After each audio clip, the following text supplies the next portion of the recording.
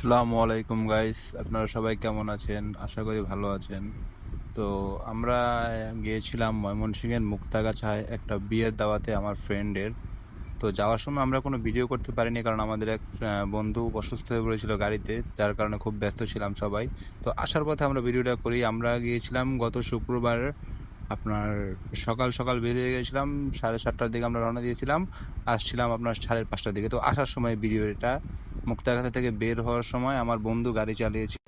তো তারপরে আমি গাড়িটা তার থেকে নেই, আমি চালাই। আমি ময়মনসিংহ বাইপাস থেকে শুরু করে ঢাকা পর্যন্ত, শেওড়া পর্যন্ত আমি চালিয়ে আসি।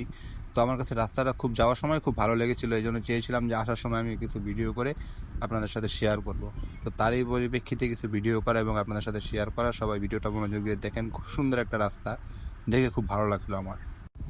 তো এখন যে রাস্তাটা দেখতে পাচ্ছেন, এটা হচ্ছে মুক্তাগাছা থেকে ময়মনসিংহ বাইপাস পর্যন্ত যাওয়ার যে হাইওয়েটা, 20 কিলোমিটার রাস্তা ওখানে। তো রাস্তাটা খুব সুন্দর ছিল, মাঝে মাঝে কিছু জায়গায় একটু হালকা কাজ করতেছিল রাস্তা, এই জন্য একটু ওই বেগ পোহাতে হয়েছে। এছাড়া রাস্তা মোটামুটি আল্লাহর মধ্যে ভালো ছিল।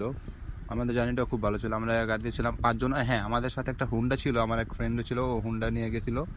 তো ও আমার পাশেই ছিল, আশেপাশে আর কি ঘুরতেছিল, পিছনে ছিল কতক্ষণ, সামনে ছিল কতক্ষণ। ওই যে সামনে যাচ্ছে ও, ও আমাদের ফ্রেন্ড আর কি। ও হুন্ডায় বসে, আমি প্রথমে আপনাদের ভিডিও করে গাড়িটা দেখাইলাম। তো আমরা গিয়েছিলাম ঈদের পরের শুক্রবার, মানে অফিস শুরু হওয়ার আগের দিন, যেই কারণে রাস্তায় অনেক গাড়ি ছিল, অনেক সিএনজি ছিল এবং অনেক মানুষ ছিল যারা ঢাকাগামী হচ্ছিল। তো যাওয়ার পথে রাস্তাটা, মানে আমরা ময়মনসিংহ যাওয়ার পথে রাস্তাটা খুব খালি পেয়েছিলাম, খুব সুন্দরভাবে গিয়েছিলাম। বাট বিকালে আসার পথে এরকমের হবে মানে ধারণা ছিল না। তারপরেও মানে অফিস দিন, এই জন্য সবাই আর কি ঢাকাগামী হচ্ছে। তো রাস্তা অনেক পরিমাণে সিএনজি ছিল, বুঝতেই পারতেছেন। আগামীকাল অফিস সবাই গ্রামে থেকে ছুটি শেষ করে ঢাকা যাচ্ছে, এই জন্য এত গাড়ি ছিল। যার কারণে আমাদের পৌঁছাতেও প্রায় ময়মনসিংহ বাইপাস থেকে প্রায় 4 ঘন্টা লেগে গেছিলো ঢাকা যাইতে, যেখানে লাগার কথা 2.5 ঘন্টা। তারপর আমাদের জার্নিটা খুব সেফ হয়েছে, সুন্দর হয়েছে। এবং সবচেয়ে ভালোর কথা হচ্ছে যে আমাদের রাস্তাটা খুব পছন্দ হয়েছে। তো সুন্দর হাইওয়ে, 4 লেনের মতো, মানে দেখে খুব মজা পাইলাম। আমার গ্রামের বাড়ি বরিশাল, তো আমি ময়মনসিংহ যায় খুব মজা পেয়েছি, এই জন্য আর কি বিশেষ করে আপনাদের সাথে শেয়ার করা। আপনারা দেখেন রাস্তাটা খুব ভালো লাগবে। এবং আমরা গাড়ি নিয়ে গেছিলাম একটা সুন্দর গাড়ি, গাড়িটা খুব ভালো ছিল। আর আমার ফ্রেন্ড যে ছিল বাইকে, ও কতক্ষণ সামনে ছিল, কতক্ষণ পিছনে ছিল। ও একলাই খুব সুন্দর ড্রাইভ করছে। হ্যাঁ, ও একলাই ময়মনসিংহ থেকে ঢাকা আসছে হুন্ডা ড্রাইভ করে, বাইক ড্রাইভ করে।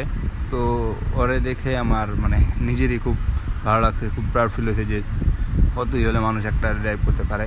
আর দ্বিতীয় কথা হচ্ছে যে ময়মনসিংহের রাস্তাগুলো খুব সুন্দর আর কি। যারা বলে যে ময়মনসিংহ এরকম এরকম, আসলে এরকমের না। ময়মনসিংহ মেন যে হাইওয়ে, ঢাকা ঢাকা ময়মনসিংহ হাইওয়ে যে মেন, ওই রাস্তাটা খুব সুন্দর, 4 লেনের, দুই পাশ দিয়ে গাছ, মাঝখান দিয়ে গাড়ি খুব কম।